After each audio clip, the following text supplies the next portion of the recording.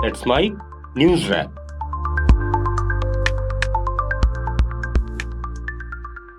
Let's bike news wrap में अब सुनते हैं दिन भर की अहम खबरें सिर्फ 10 मिनट में।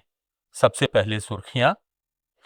1000 से ज्यादा अमरीकियों ने भागवत का वीजा रद्द करने की मांग की। ममदानी ने भी कार्यक्रम पर जताई आपत्ति। एसआईआर पर कपिल सिब्बल का बड़ा आरोप, 91% मामलों में गलत तरीके से हटे नाम। और नेपाल में आए जल प्रलय में अब तक 19 की मौत, 105 भारतीयों सहित 291 पर्यटक लापता। अब खबरें विस्तार से। आरएसएस प्रमुख मोहन भागवत के प्रस्तावित अमेरिका दौरे को लेकर विवाद गहरा गया है। न्यूयॉर्क के मशहूर मेडिसन स्क्वायर गार्डन में 29 अगस्त को होने वाले उनके कार्यक्रम से ठीक पहले अमेरिका में 1000 से अधिक लोगों ने विदेश मंत्री मार्को रूबियो को पत्र लिखकर भागवत का वीजा रद्द करने और उनकी एंट्री पर बैन लगाने की मांग की है। हिंदूज फॉर ह्यूमन राइट्स और इंडियन अमेरिकन मुस्लिम काउंसिल जैसे कई मानवाधिकार और नागरिक समूहों ने ये विरोध दर्ज कराया है। विरोध करने वालों का आरोप है कि आरएसएस भारत में अल्पसंख्यकों के खिलाफ हिंसा और नफरत को बढ़ावा देता है, इसलिए अमेरिका में ऐसे नेताओं को कोई सार्वजनिक मंच नहीं मिलना चाहिए। कनाडा और ब्रिटेन में भी उनके दौरों के खिलाफ 40 से अधिक संगठनों ने लामबंदी कर दी है।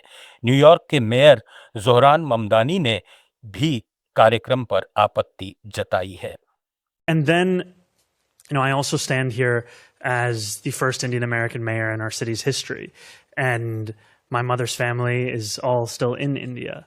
And the vision of India that I was taught by my family, and the one that I grew up being very familiar with, was of a pluralistic society, of a secular republic that believed in the belonging of each and every person who was from India. And it has been incredibly troubling to see the rise of a movement that is predicated on an exclusionary vision of any country, frankly.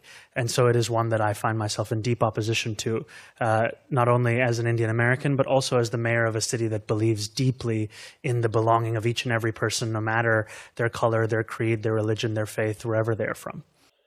Congress नेता पवन खेड़ा ने New York में RSS प्रमुख मोहन भागवत के प्रस्तावित कार्यक्रम का विरोध कर रहे मेयर जोहरान ममदानी के मुद्दे पर कहा कि हर व्यक्ति को कहीं भी जाने और भाषण देने का अधिकार है, ठीक उसी तरह हर व्यक्ति को किसी कार्यक्रम पर आपत्ति जताने का भी अधिकार है।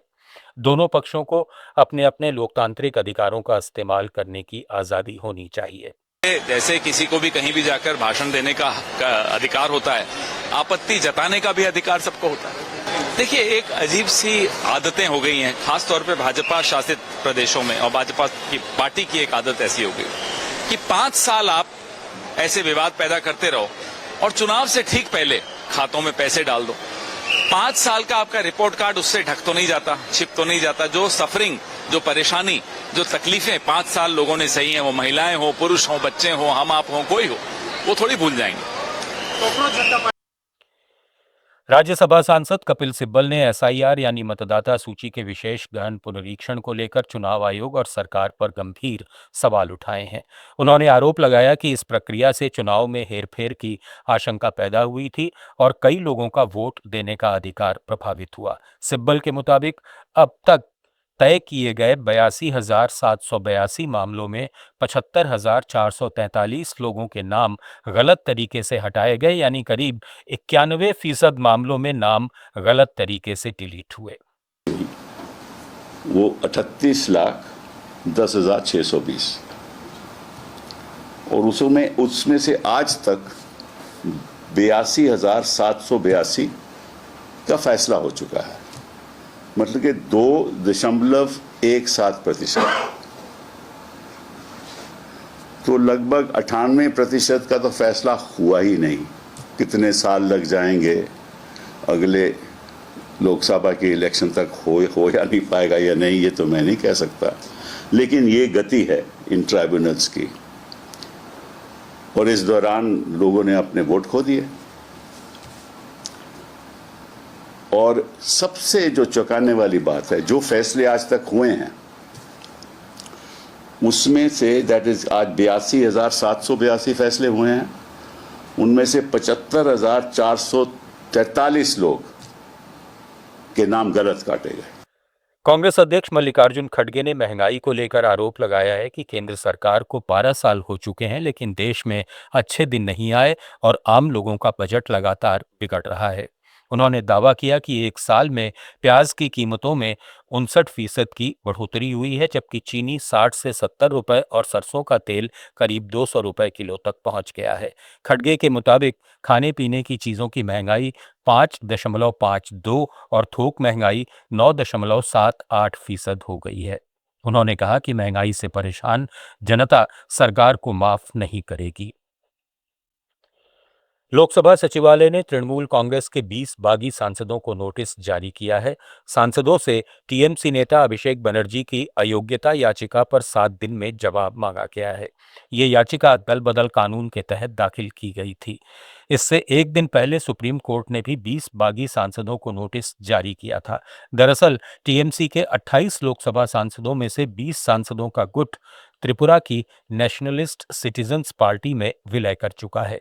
बागी सांसदों ने लोकसभा में अलग गुट के तौर पर मान्यता मांगी है और एनडीए के साथ काम करने की बात कही है।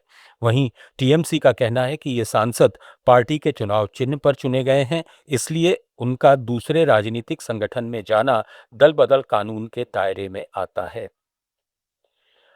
राम मंदिर के पूर्व महासचिव चंपत राय बंसल की कथित डायरी में चढ़ावा चोरी मामले को लेकर कई गंभीर सवाल उठाए जाने की खबर है। सूत्रों के मुताबिक डायरी में राय ने लिखा कि चोरी सामने आने के बाद तुरंत एफआईआर इसलिए नहीं कराई गई क्योंकि उन्हें जांच लंबी खींचने की आशंका थी। उन्होंने मंदिर निर्माण समिति के अध्यक्ष नृपेंद्र मिश्रा के मीडिया बयानों पर भी सवाल उठाए और पूछा कि उन्होंने कुछ ही दिनों में कई चैनलों को इंटरव्यू क्यों दिए। डायरी में यह भी दर्ज होने का दावा है कि चोरी का काफी हिस्सा 3 दिनों में वापस हासिल किया गया और संतों को पूरे मामले की जानकारी दी गई। चंपत राय ने यह सवाल भी उठाया कि अखिलेश यादव तक जानकारी किसने पहुंचाई और असली भेदिया कौन है। दूसरी तरफ कांग्रेस नेता अभिषेक दत्त ने आरएसएस और वीएचपी पर आरोप लगाया कि अयोध्या में राम मंदिर के नाम पर चंदा, चढ़ावे और जमीन से जुड़े घोटालों के जरिए लोगों की आस्था को ठेस पहुंचाई गई। दत्त ने कहा कि जो श्री राम का नहीं हो सका वो किसी का क्या होगा। देखिए, पूरे देश में आरएसएस का और वीएचपी का विरोध हो रहा है। पिछले दिनों में अयोध्या में था, किस तरीके से एक एक घर से आरएसएस के लोगों ने चंदा लिया और श्री राम मंदिर के नाम पे चंदा चोरी करी, चढ़ावे की चोरी करी, चंदा की चोरी करी, जमीन घोटाले में चोरी करी और सबसे बड़ा लोगों की आस्था के साथ चोरी करी। तो विरोध तो होना ही है। जो श्री राम का ना हो सका वो किसी का नहीं हो सकता।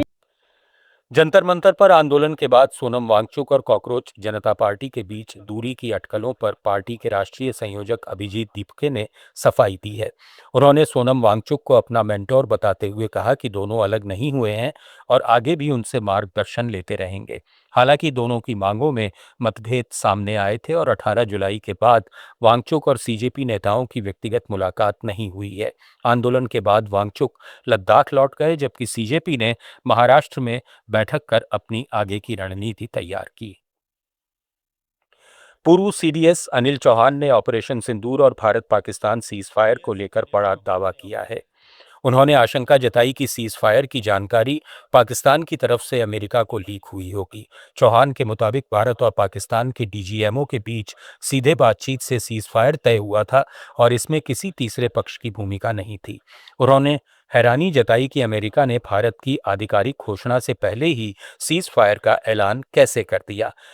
वहीं किराना हिल्स को लेकर उन्होंने साफ किया कि भारत ने वहां सीधे हमला नहीं किया था। हालांकि सरगोधा इलाके में निगरानी के लिए भेजे गए ड्रोन संभवतः किराना हिल्स से टकराए हो सकते हैं। न्यूज रैप में फिलहाल इतना ही। बने रहिए लेट्स माइक के साथ। आप सुन रहे थे let's mic more than radio. Follow कीजिए हमें हमारे सोशल मीडिया प्लेटफॉर्म्स पर। It's time for news. It's time for More Than Radio. Presenting the first radio news app, Let's Mic. Let's Mic, a news-based app on your phone where you get to watch and listen news, talk shows, interviews, radio show podcasts. On Let's Mic, you get all relevant information